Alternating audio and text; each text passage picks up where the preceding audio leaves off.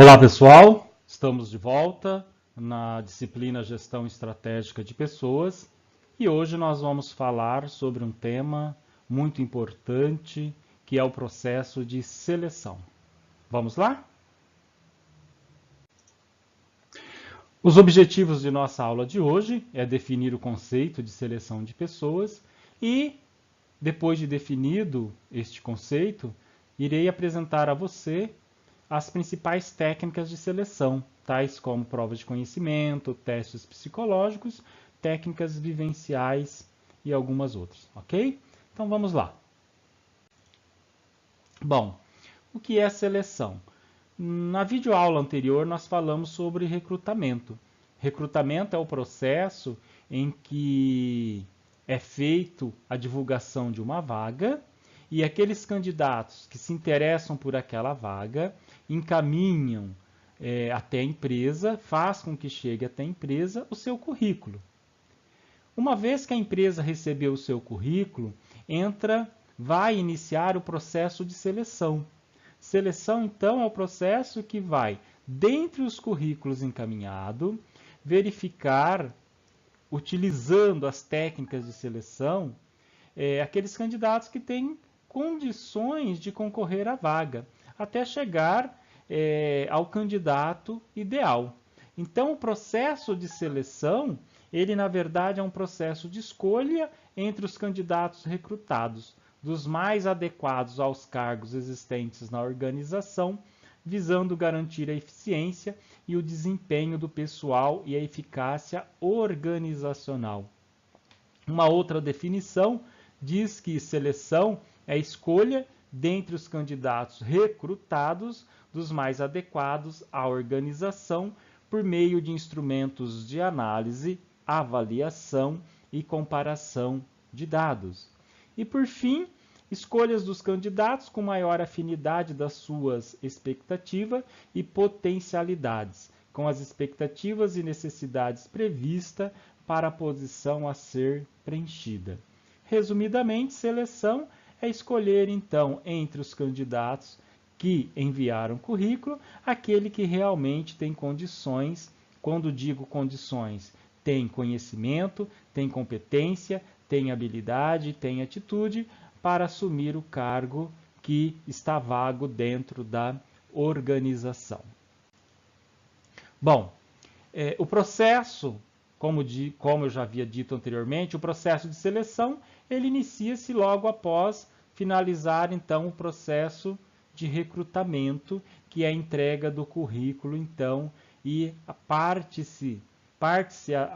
partir daí, inicia-se a seleção dos candidatos com o perfil desejado. Só que para isso é necessário utilizar algumas técnicas para que você consiga detectar o conhecimento, as competências, as habilidades e a atitude daquele candidato.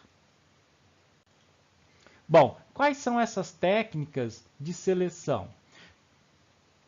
A organização, conforme o perfil desejado, ela vai escolher a técnica que ela quer utilizar. Embora eu vou apresentar algumas técnicas, não significa que a empresa obrigatoriamente ela tem de utilizar todas essas técnicas, de maneira alguma. Então, por exemplo, provas de conhecimentos. No serviço público nós sabemos que para selecionar as pessoas existe uma prova de conhecimento. E aí as melhores notas, as pessoas são selecionadas. Existe uma pontuação e é selecionado.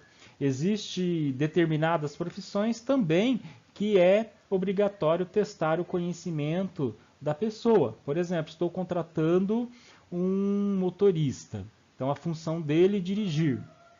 Eu preciso saber se essa pessoa ela tem conhecimento sobre o Código de Trânsito. E para isso eu vou fazer uma prova de conhecimentos. O mais usual que a maioria das organizações fazem são as entrevistas. As entrevistas é um bate-papo onde eu vou fazendo com que aquele candidato vá falando um pouco da vida dele, o que ele espera da organização, o que ele é dos seus serviços anteriores, dos os lugares anteriores onde ele trabalhou e tudo mais. A partir daí, o entrevistador ele vai detectando, vai estabelecendo o perfil daquele candidato. Já há profissões que é necessário fazer os testes psicológicos. Existem os testes psicométricos, para ver se tem aptidão, e os testes de personalidade. Então, por exemplo, para você entrar na polícia militar, é necessário você fazer um teste psicológico para saber se realmente você tem condições para aquele tipo de serviço. E as técnicas vivenciais. O que são essas técnicas vivenciais? Dinâmica de grupo, testes situacionais, simulações e psicodrama. Há casos de empresas que fazem testes práticos. Então, vai depender da área e de empresa para empresa. O importante é que utilize as técnicas corretas para que ele consiga detectar qual o perfil daquele candidato que está ali. E é muito importante frisarmos essa questão do perfil, porque você não pode contratar uma pessoa e daqui a um mês você estar dispensando ela. Você também não quer correr o risco de contratar uma pessoa errada e ela pedir a demissão passado alguns dias. O processo, tanto de recrutamento como seleção, ele é moroso, ele é um processo caro e a organização ela tem que, não pode correr o risco de fazer do processo algo que não dê certo. Ele tem que acreditar que realmente vai ser garantido o resultado que chegou. Bom, as entrevistas de seleção, nós temos entrevista de triagem ou de pré-seleção, né? Ela é um pouco mais superficial, visa esclarecer alguns pontos sobre o currículo do candidato, para avaliar se possui as qualificações mínimas exigidas. Já a entrevista de avaliação ou aprofundamento busca obter uma visão mais detalhada sobre as competências e o potencial do candidato. Geralmente, né, aconselha-se que seja feito pelos analistas ou pelos gerentes ou até mesmo gestores de RH ou psicólogos. E a entrevista final, então, que você vai escolher qual é o candidato realmente que você acredita que tem o perfil desejável pela organização. Então, essa é a entrevista final para aquele candidato. Bom, as entrevistas de seleção. E aí eu gostaria de frisar aqui a entrevista tradicional com a entrevista comportamental. É muito importante o planejamento da entrevista, saber o que vai perguntar.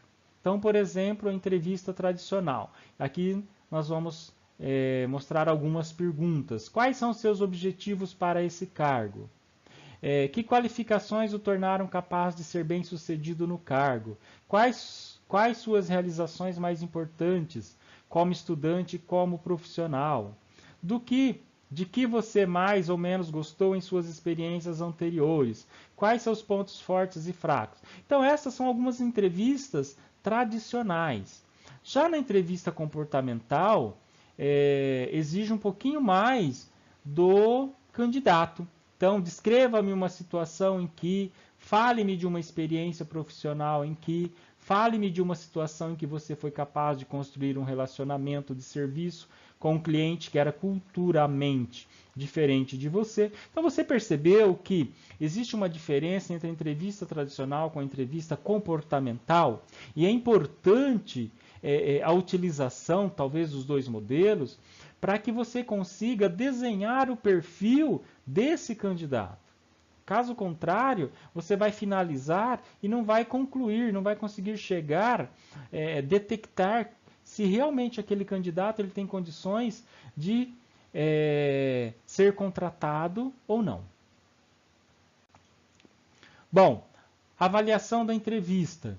Então, ao término da entrevista, é importante você registrar os pontos positivos e negativos do candidato, para que você não esqueça. E lembrando que na entrevista, na realidade, você vai estar realizando um processo de comparação. Você vai comparando um candidato com o outro. E aí você vai chegar no melhor candidato. Ou não. Tem muitos processos que finalizam sem ter um resultado. Nenhum dos candidatos tem o perfil desejado, vai iniciar-se novamente o processo de recrutamento. Avaliar cada competência, comparando-se as respostas do candidato com os padrões de comportamentos da escala de avaliação. E, por fim, manter-se consciente e preparado para evitar os seguintes erros de julgamento, que é o que nós chamamos de efeito de halo, formar uma impressão boa ou ruim sobre determinada competência e generalizá-la para as demais competências, ou leniência, rigidez ou tendência central. Então, o avaliador ele tem que ter muito cuidado com essas situações, porque se isso acontecer pode prejudicar a avaliação do candidato.